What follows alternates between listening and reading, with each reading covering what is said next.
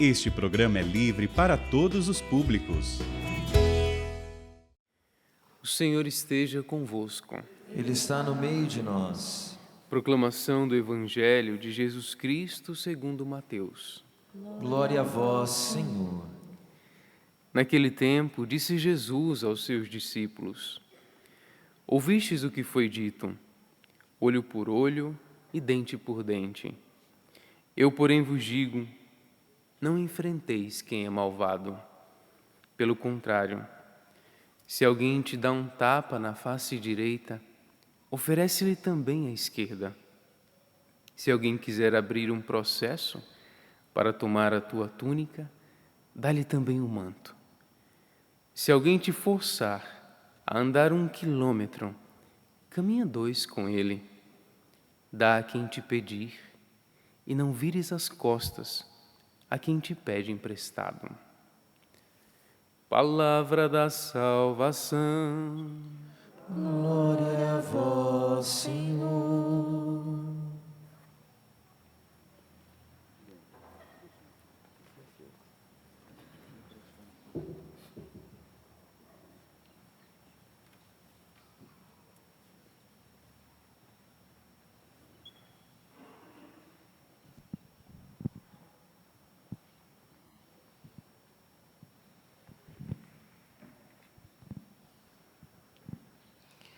A minha eterna gratidão, Padre Tiago, por poder hoje, a partir da minha pobreza, a partir da minha miséria e da minha insignificância, ajudá-lo com algumas breves palavras a partir dos textos que nós ouvimos. Ontem passou-me um filme, enquanto estava participando da ordenação dos senhores, porque eu os vi chegar, participei daquele primeiro momento formativo dos senhores e agora são padres. A partir dos textos bíblicos que nós ouvimos, nós podemos chegar a algumas conclusões sobre a nossa vida. O rei Acabe, ele tinha grandes bens, não só possuía uma vila em Israel, mas também ele herdou a cidade da Samaria. Não se contentou com o que tinha e optou por confiar em suas manobras políticas. Não quis a proteção de Deus. Nós temos então na primeira leitura um homicídio e um furto. E aparecem também as paixões e os atropelos, o abuso de poder e a ambição da rainha. Depois da tristeza de Acabe, literalmente mandou matá-lo, aquele que possuía um pouco de terra, Nabote. E ele defende o seu estado civil, por isso ele não quis vender, não quis alienar aquela porção de terra. Por quê? O seu pedaço de terra, por menor que seja, aqui na primeira leitura que nós ouvimos, ele representa a porção do país que o Senhor confiou aos antepassados dele. Então, alienar ou vender esta porção de terra significa renunciar à identidade civil e ao mesmo tempo religiosa, pôr em risco a vocação israelita. Aqui já existe alguns pontos à vocação do Senhor. Se contente sempre, Padre Tiago, com o que o Senhor tem. Ao longo do ministério, você vai perceber que ontem foi o dia que os senhores entraram em Jerusalém. Foram aplaudidos. Isso pode gerar em nossos corações uma vaidade. Todos nos aplaudiram. Hoje o senhor recebeu já os aplausos na missa. Mas lembre-se que ontem foi o dia do domingo de Ramos. Agora, quando o Senhor vai ser crucificado, nós não sabemos. Quando o Senhor vai passar pelo povo carregando a cruz, nós não sabemos.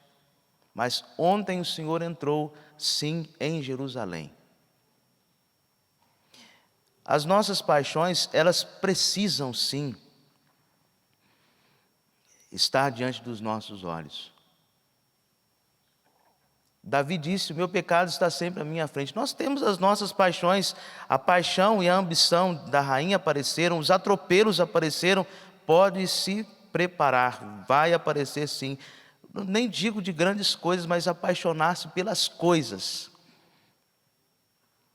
pelos bens.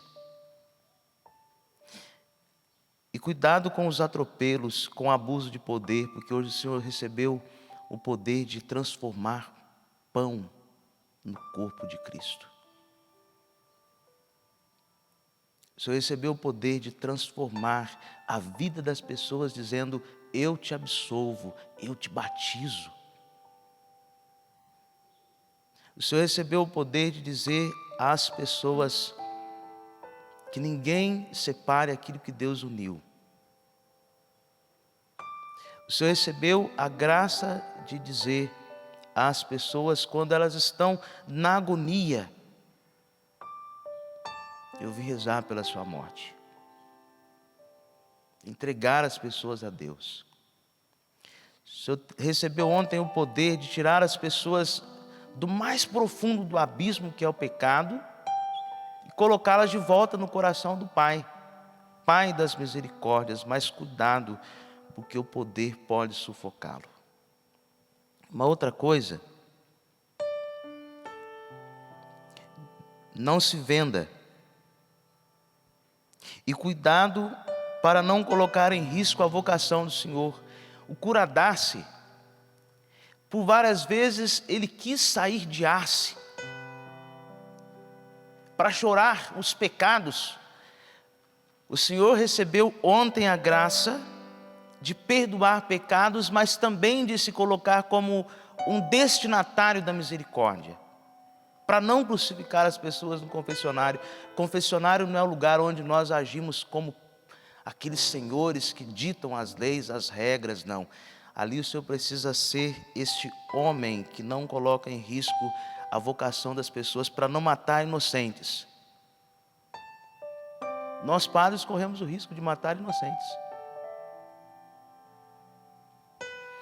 E pela vocação, a nossa alma, ela está muito mais em perigo do que a alma do povo. Nós temos muito mais consciência do pecado. Então, cuidado para que o Senhor não venha colocar em risco a vocação que o Senhor recebeu de Deus. O salmo, ele pode sim ser posto hoje nos lábios deste pobre homem da primeira leitura, pode ser posto nos lábios e no coração da igreja. Escutai, ó Senhor Deus, minhas palavras, atendei o meu gemido, ficai atento ao clamor da minha prece, ó meu Rei e meu Senhor. E este salmo pode ser aplicado ao Senhor, porque a igreja, ela recebe a herança da vida eterna por nosso Senhor Jesus Cristo. E aqui são palavras de Santo Agostinho. E Deus é a nossa herança a partir da igreja. Ele é quem nos alimenta e mantém o nosso ser. Então ontem o Senhor assumiu a responsabilidade de tornar-se padre. Agora é Deus quem vai ajudá-lo, porque Deus é nossa herança. Deus vai ajudá-lo a sustentar o ministério. Há dias que, como padre, o Senhor poderá passar pela triste experiência de vir arrastado rezar a missa, mas não deixe de rezar a missa, mesmo arrastado, mesmo sem aguentar trazer o corpo, peça a alguém que o traga para o altar, para que o Senhor seja assim esta herança presente no mundo. Deus é a nossa herança, Ele nos alimenta e nos mantém, e nós somos chamados herança de Deus. E continua ainda Agostinho: o chamado não deriva de nossos méritos, é verdade, mas da benevolência e da misericórdia de Deus por nós. Os interesses do rei, na primeira leitura, caíram por terra, e por isso Nabote foi reprimido e torturado, morto. Vivemos a lei onde o mais forte vence. Mas Cristo morreu fraco na cruz para fazer do Senhor Padre. Ele se deixou amarrar na cruz para que o Senhor se tornasse agora um homem, desculpe a palavra, acima da lei. Qual é a lei? A lei que diz que todas as vezes que nós temos a sensação de estar perdendo, nós estamos ganhando. Essa é a maior lei do Senhor. Perder para ganhar sempre. Jesus no Evangelho, ele percebeu que a lei, ela era incapaz de deter a escala da violência e da miséria humana. Por isso, ele hoje nos faz ir além, vencer o mal com o bem. Se na primeira leitura nós precisamos ter clareza de que em algum momento nós vamos perder para ganhar, e a sensação de estar perdendo deve dar ao Senhor o direito de chegar à conclusão: eu estou ganhando. O Evangelho nos diz que nós precisamos vencer o mal com o bem, a maldade com o amor maior. Prepara o coração, Senhor Padre, para não enfrentar quem é malvado. Prepara o coração para receber um tapa na face direita e ter a coragem de oferecer à esquerda. Se alguém abrir um processo para tomar alguma coisa do Senhor, ofereça tudo. Dá a quem te pedir e não vire as costas a quem te pede emprestado, porque a fonte é a cruz de nosso Senhor Jesus Cristo. Há uma cultura onde a vingança ela não tinha limites, e por isso Jesus vai na contramão para não se deixar vencer pelo mal. Agora, algumas questões a partir do que não está na liturgia de hoje. Enquanto rezava pelo Senhor, duas passagens muito simples sobre a vida dos discípulos. Primeiro, Pedro. Ontem o Senhor recebeu o poder de lançar as redes. Santo Afonso Maria de Ligório diz que quando nós pregamos, nós lançamos a rede. E quando nós vamos para o confessionário, nós puxamos os peixes. Então, lançai as redes. Os pescadores tinham consciência daquela noite sem sucesso. Prepara o coração para as noites sem sucesso. Parecia até inútil voltar a pescar de manhã. Vai parecer inútil fazer todos os dias a mesma coisa, mas faça. Não deixe de fazer todos os dias as mesmas coisas. Segundo, discípulo do Cristo, André, lançai as redes.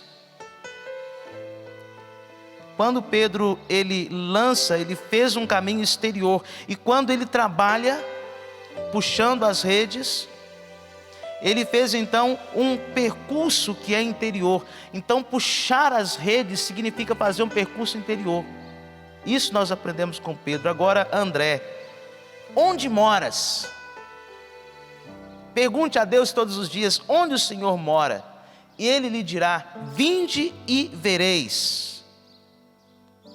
Essa espiritualidade de caminhar sempre em direção à morada de Deus. Porque caminhando na direção de Deus, o Senhor vai maturar diariamente o encontro pessoal com Cristo. Porque só Deus é diretamente a garantia às nossas vidas. Santo Antônio, o terceiro discípulo de Cristo, Este homem que contribuiu significativamente para o desenvolvimento da espiritualidade franciscana, antes pertencia à regra monástica de Santo Agostinho. Quando numa exposição em Marrocos dos primeiros mártires franciscanos, ele quis seguir. E Santo Antônio é conhecido como Arca da Aliança, doutor evangélico, porque sempre colocou Cristo no centro da vida e das ações, do pensamento e da pregação. Padre Tiago, tudo isso para o seu crescimento interior. Faça crescer cada dia mais o homem interior a partir do Cristo, que é o centro da nossa história. E não endureçais jamais o coração do Senhor. Recorrei sempre ao coração da Virgem Maria, ela que é mãe dos sacerdotes, que esteve aos pés da cruz.